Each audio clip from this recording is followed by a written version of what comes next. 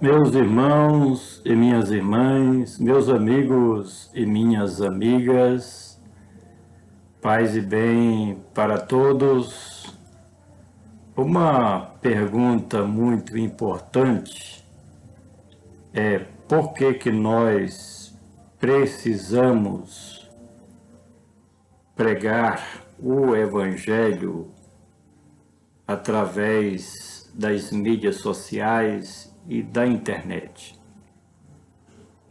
Ainda ontem eu conversava com um amigo, irmão da cidade de Coremas, e ele certamente vai assistir esse vídeo, sobre a urgência de nós termos que usar os canais possíveis para levar a palavra do nosso Deus.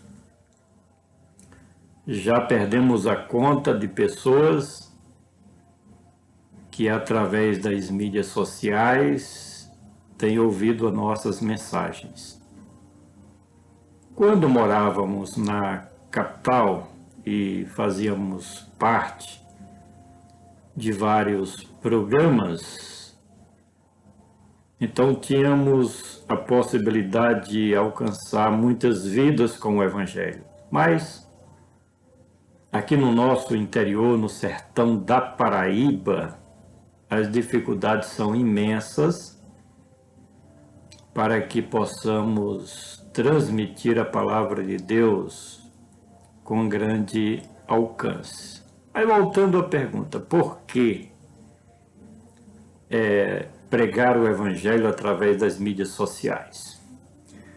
Se nós perguntássemos a qualquer um há 4, 5, 10 anos passados, se no nosso país aconteceria a proibição da realização de cultos nas ruas, certamente alguém diria que impossível, porque o nosso país é um país onde a liberdade religiosa prevalece. Mas o que é que nós temos hoje, na atualidade? Vem uma pandemia, uma enfermidade de alcance mundial, atinge o nosso país e as autoridades são obrigadas a decretarem leis proibindo justamente aglomerações nas ruas. Então, o que é que acontece? Proibido pregar o Evangelho em cultos públicos, nas praças, nos logradouros e nas ruas. O que nós queremos dizer com isso? Quando nós incentivamos as lideranças, pastores, evangelistas e os irmãos, de um modo geral, a aproveitar a oportunidade quando pode, ainda quando é permitido das mídias sociais, é que há uma dinâmica muito grande nos acontecimentos da atualidade e principalmente daqui para frente, em que podemos chegar ao momento de sermos censurados também nas mídias sociais, proibindo-nos de pregar o Evangelho através da internet. Ninguém pense que isso não pode acontecer a médio e longo prazo. Daqui para frente, as coisas acontecerão numa velocidade imprevisível, de forma que, mais uma vez, eu digo a você, meu irmão, minha irmã, líder cristão, pastor, evangelista, enfim, todos os pregadores da palavra de Deus, se você não tem mídia social, cria. divulga um versículo, um texto, grava um vídeo, de alguma forma, faça com que o Evangelho chegue às pessoas. Do outro lado, existem muitas pessoas precisando de uma palavra. E não espere que outros façam a sua missão. Deus determinou na vida de cada um de nós, e é regra geral para a igreja, para todos os servos de Cristo. Jesus quem mandou, é uma ordenança de Cristo, ide por todo mundo e pregai o Evangelho a toda criatura. Na atualidade, eu pergunto, qual o meio mais eficaz para que possamos cumprir essa ordem de Cristo? Através das mídias sociais, através da internet. Quando eu cheguei aqui, percebi que aqui não há emissoras de rádio, não há emissoras de televisão para você fazer programas. Então Deus colocou no meu coração montar uma estrutura através das mídias sociais para que possamos levar o Evangelho em todos os lugares. E esta plataforma, por exemplo, do YouTube, hoje tem um alcance internacional. Países de língua portuguesa em vários continentes, onde nós temos a oportunidade e a possibilidade de levar as boas novas de Cristo através desta ferramenta, desta plataforma. Mas vamos trazer mais um texto da Palavra de Deus e o nosso comentário. 1 Tessalonicenses, capítulo 4, hoje o versículo de número 14, onde está escrito o seguinte: porque se cremos que Jesus morreu e ressuscitou, assim também os que em Jesus dormem, Deus os tornará a trazer com Ele.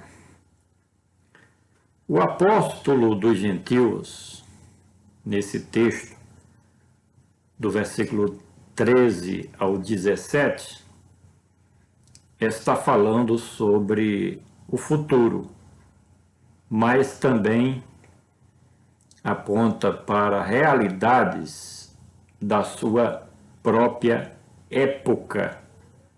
Dúvidas que pairavam sobre o coração dos seguidores de Cristo, porque os inimigos do Evangelho, em perseguições hostis, tentavam fazer com que os discípulos de Cristo negassem o nome do Senhor Jesus e principalmente negassem a sua fé nas realidades do Evangelho. Antes de entrarmos no nosso comentário, você que está passando aqui no nosso canal, se inscreva no nosso canal, é muito importante, deixe o seu like, faça o seu comentário, ative o sininho, você que já é membro aqui do nosso canal, e ativando o sininho você vai receber notificações pela própria plataforma do YouTube quando postarmos um novo comentário ou uma pregação feita nas igrejas que sempre estamos transmitindo aqui no nosso canal.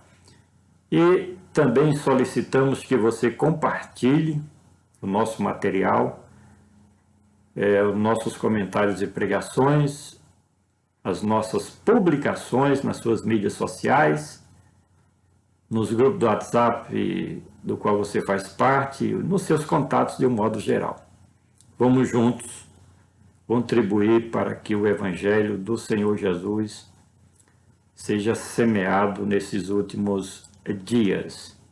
Meus irmãos e minhas irmãs, meus amigos e minhas amigas, nesses versículos que nós citamos aqui, e nesse texto que nós lemos nessa oportunidade, Paulo fala sobre assuntos evangelísticos, assuntos de uma importância fundamental no que diz respeito à nova aliança de Deus com a humanidade, planejada, mas executada por Cristo Jesus, o Filho do Deus Altíssimo. E Paulo, de maneira muito simples, porém de forma poderosa, destacava temas e assuntos que era do interesse dos seus leitores ali na cidade de Tessalônica. Depois de realizar um trabalho fantástico de evangelização, pregando o Evangelho de Cristo, depois implantando a comunidade cristã e fortalecendo a mesma através do discipulado cristão, principalmente na vida dos novos convertidos, mas o apóstolo dos gentios, na sua missão como um missionário transcultural, ele tinha que viajar para outras cidades, países e continentes, levando o evangelho além dos limites geográficos. E agora, através dessa sua carta, ele fazia lembrar os assuntos que certamente abordou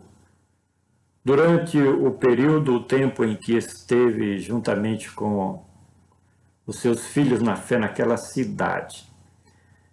Pelo menos 4 assuntos importantíssimos Paulo trata nesse versículo da palavra de Deus. O primeiro é sobre a morte do Senhor Jesus. Disse: cremos que Cristo morreu. Olha, irmãos, os próprios profetas, e muitos deles, as sagradas escrituras do Velho Testamento, desde o primeiro livro, passando por quase todos eles, há menção, há profecias a respeito da morte de Cristo, a morte expiatória do Cordeiro de Deus que tira o pecado do mundo. Para os judeus incrédulos, para aqueles que investiram contra a vida do Filho de Deus, a morte do Senhor Jesus foi uma morte natural, como qualquer outro ser humano que vem ao mundo, ao planeta Terra, e chega o dia da sua partida. Para as autoridades romanas do Império Político de Roma, a morte do Senhor Jesus não teve nenhum valor. Pelo contrário, eles autorizaram que os judeus matassem crucificado o Senhor Jesus. Teve diretamente o aval das autoridades do Império Político de Roma, a fim de que os opositores do reino de Cristo executassem um homem inocente que não pecou, não errou, não praticou o mal contra quem quer que seja.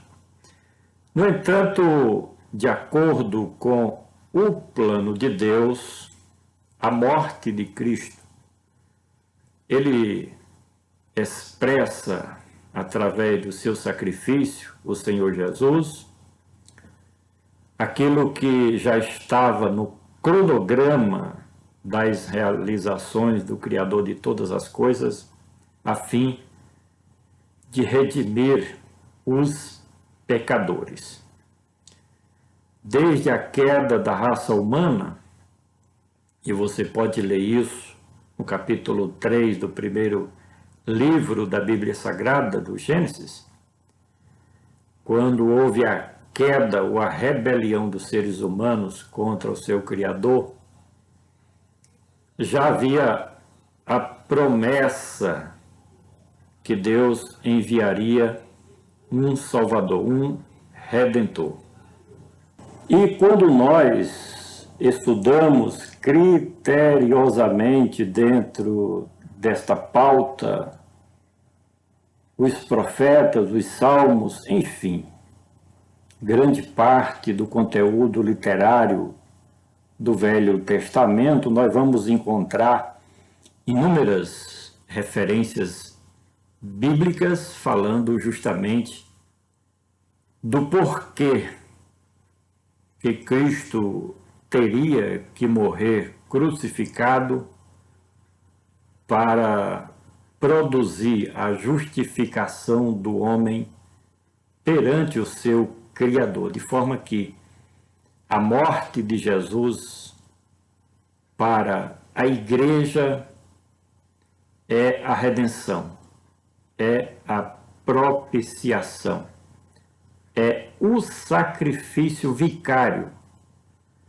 do Cordeiro de Deus que tira o pecado do mundo. E este assunto tem que sempre estar na pauta das mensagens e pregações evangelísticas.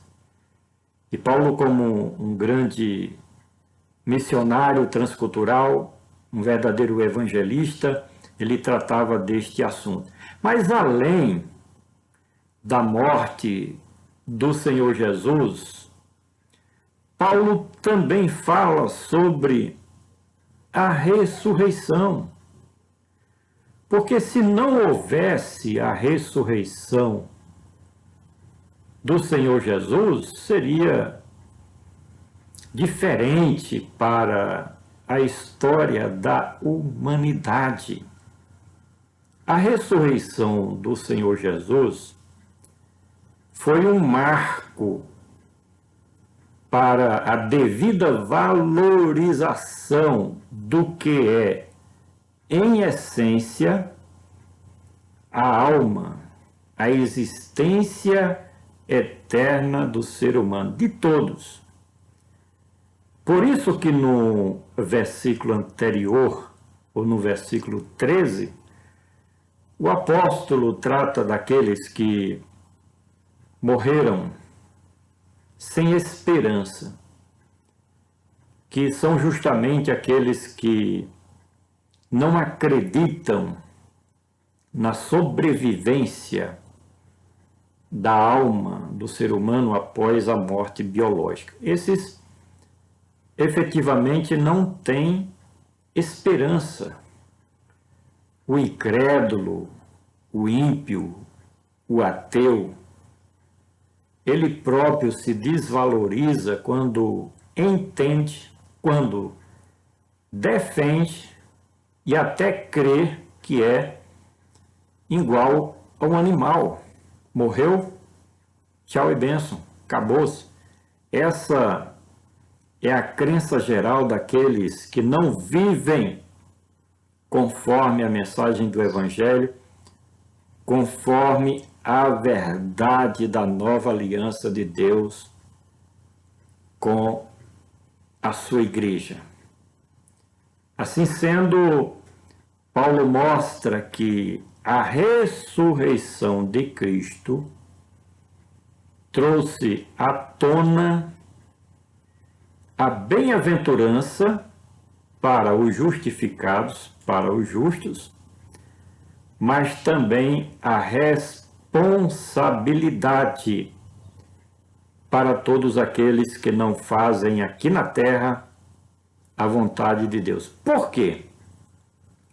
Porque fica bem claro pela ressurreição de Cristo, por isso que ele é chamado as primícias dos que dormem, porque a sua ressurreição de entre os mortos foi um tipo de ressurreição modelo e que vai acontecer também com todo ser humano.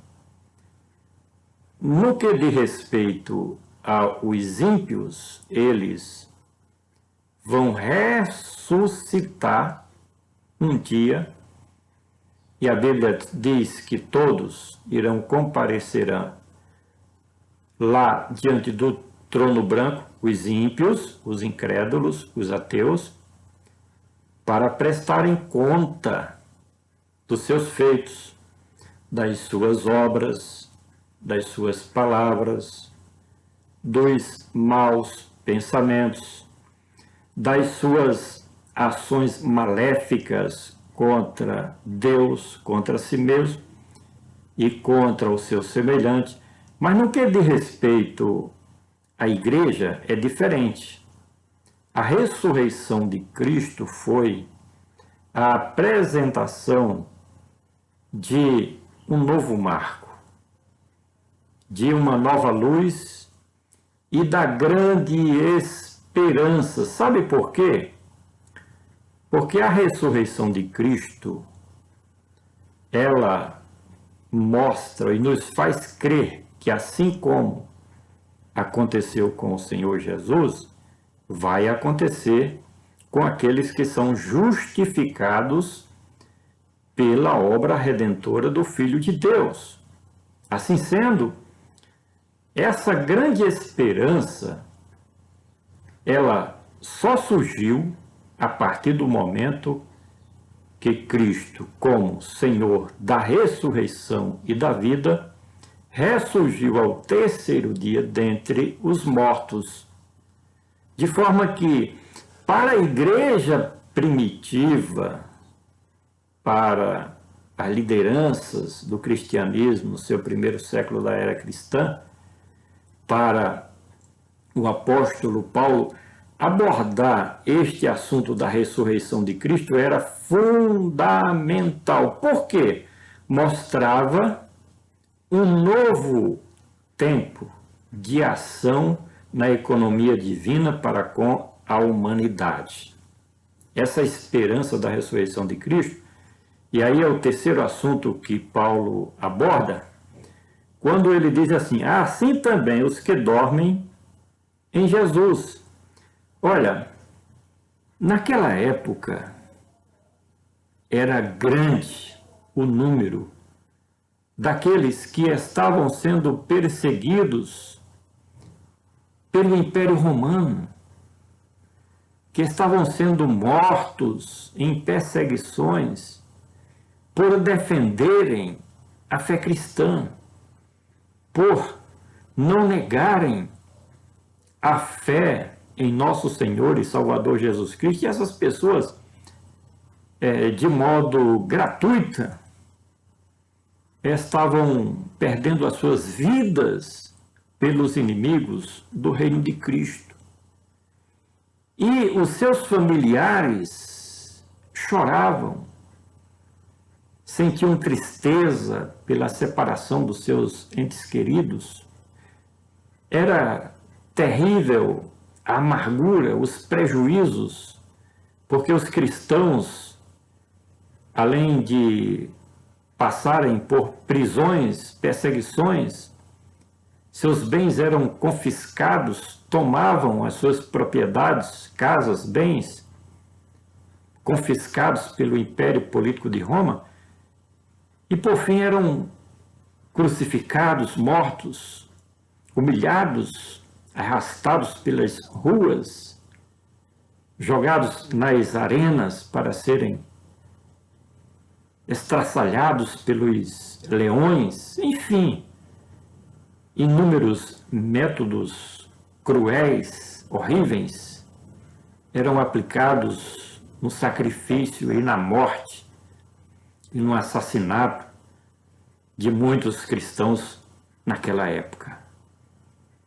E havia na mensagem central desse texto que Paulo escreveu a grande esperança de que nem tudo estava perdido, apontando de que aqueles que já haviam partido para o outro lado da vida, a vida espiritual, eles estavam dormindo.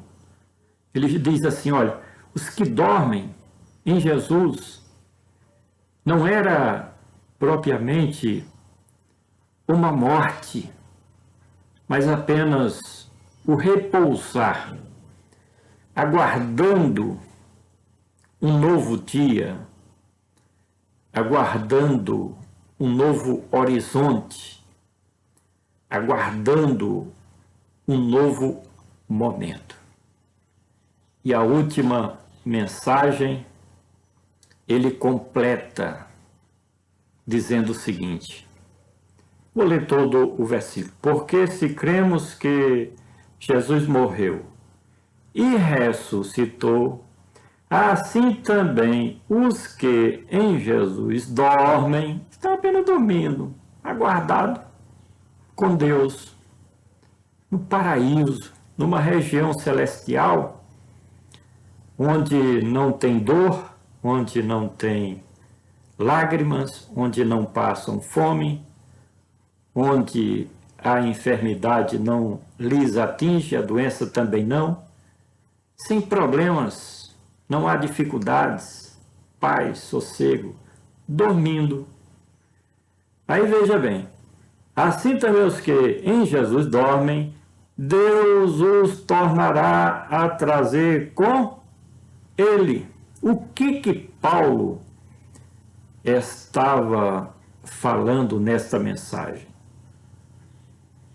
Com uma tranquilidade extraordinária, com uma fé inabalável, transmitindo segurança para os seus filhos na fé, os seus leitores dessa carta, o apóstolo dos gentios faz raiar um grande farol de esperança para aqueles que tinham sido degolados, sacrificados, mortos, por amor ao Senhor Jesus. Ao afirmar que Deus, pelo seu grande e imenso poder, há de trazer com Cristo aqueles que já haviam partido. Eu fico pensando na multidão, milhares, milhões, bilhões. Não temos nem como mensurar o número exato de justos da velha dispensação, de justificados já na era da nova aliança por meio de Cristo, daqueles que em um momento, em um abrir e fechar de olhos, quando o Senhor Jesus raiar nas nuvens do céu esses bilhões, trilhões, inúmeros, infinitos seres escolhidos, nomeados, predestinados, chamados por Cristo, resgatados por Cristo, justificados pelo Cordeiro de Deus, hão de ressuscitar. Essa mensagem deve ter chegado no coração dos irmãos ali na igreja de Tessalônica como um bálsamo, principalmente para aqueles que já haviam perdido, não é? Muitos dos seus familiares, simplesmente porque confessavam a fé no nome poderoso de Cristo Jesus.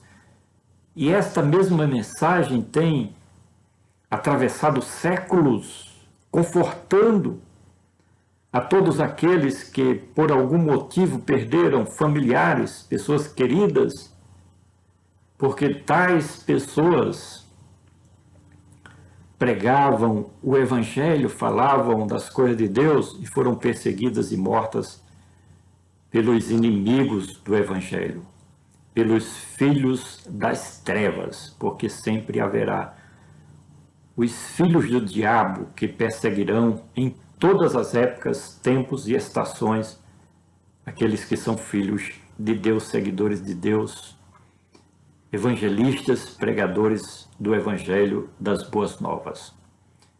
Essa é a mensagem poderosa do Evangelho que nós precisamos divulgar nesses últimos dias.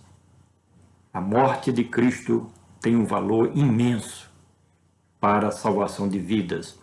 A sua ressurreição marcou um novo tempo, e aqueles que já partiram não morreram, estão dormindo, os que dormem em Cristo.